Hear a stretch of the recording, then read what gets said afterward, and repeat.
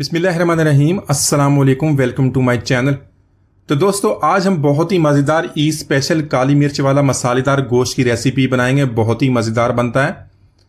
आप इस रेसिपी को ज़रूर ट्राई कीजिएगा। दावत पार्टी फंक्शन हो तो बहुत ही झटपट आसानी से बन जाता है। तो चलिए इसको बनाना शुरू करते हैं।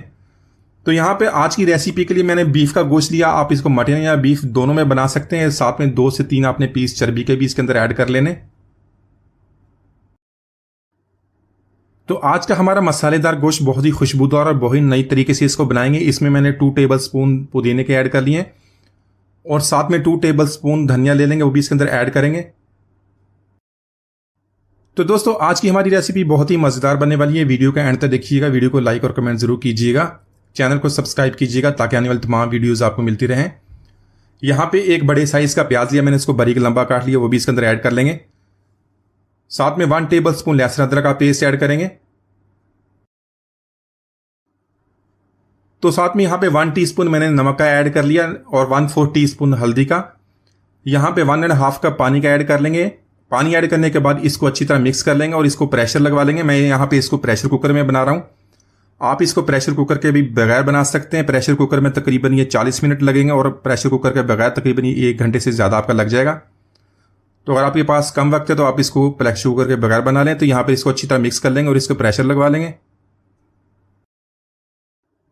तो यहाँ पर कुछ मसालों का हम ड्राई रोस्ट कर लेंगे। 5 से 6 आपने लौंग ले लेने। एक छोटा मैंने टुकड़ा यहाँ पे दालचीनी का लिया है। 1 टेबल स्पून सूखा धनिया और 1 टीस्पून सफ़ेद जीरा ऐड कर लेंगे इसके अंदर।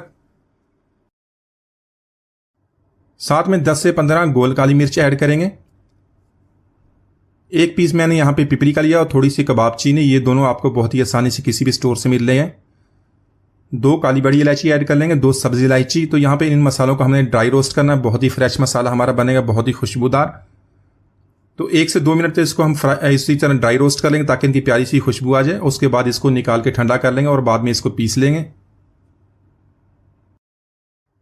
तो यहाँ पर देख लें हमारा मसाला तैयार होगा। आप इसको बना के स्टोर भी कर सकते हैं और या ताज़ा इसको बना लें। बहुत ही इसकी प्यारी इस तरह खुशबू आती है।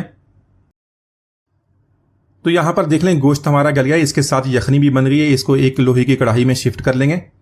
तो अभी तक इसमें हमने ऑयल का इस्तेमाल नहीं किया क्योंकि इसके अंदर हमने चर्बी ऐड की थी। अगर आपके गोश्त में चर्बी नहीं है तो आप इसके अंदर ऑयल भी ऐड कर सकते हैं।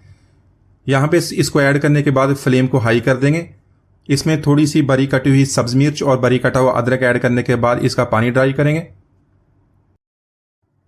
तो यहाँ पर 2 टेबल स्पून जो रोस्टेड फ्रेश मसाला हमने बनाया तो उसका भी ऐड कर लेंगे। साथ में आप नमक भी चेक कर लें। नमक अगर आप कम है तो वो भी इसके अंदर ऐड कर सकते हैं।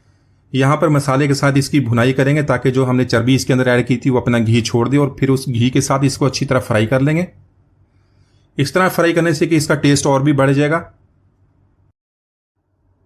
तो यहाँ पर 1/4 कप दही का ऐड करेंगे और ऐड करने के बाद इसको मिक्स करके गोश्त की हमने इतनी भुनाई करनी है कि जो अपना ये घी या चर्बी वाला छोड़ दे और इसकी अच्छी तरह भुनाई भी हो जाए।